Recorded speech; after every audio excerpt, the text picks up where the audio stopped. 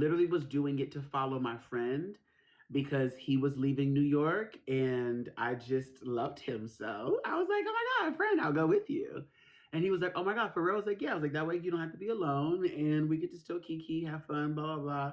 And I think his boyfriend was also moving to the West Coast as well, but he was going to be in like Oregon, I think.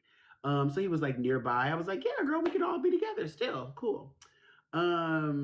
But we all ended up having life transformations within like the 2 to 3 weeks that we were even together, where all of us split and went into our own directions. Like his sister, she worked for an airline, he went to cruise ships, and then I went to travel like the world on foot.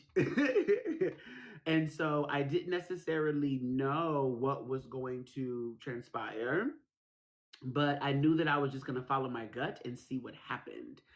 That is what has led me to today.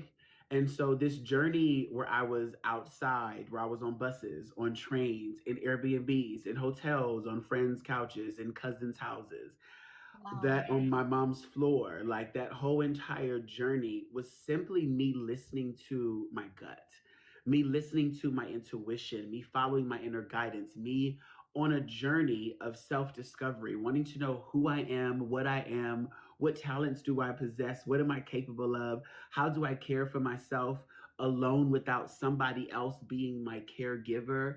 How do I show Mm. up in my truth and in my authenticity? What does that even mean? How do I define that? What kind of business do I have? I wanted to know everything in and out of who I am and what I was about. I didn't know those answers off rip. I felt like they were performative when I gave them, and I wanted them to be authentic. So that's what I did with the experience of just trusting myself. Myself said, I'm going to teach you about you, and you'll catch on to what we're doing eventually. And right now, as we're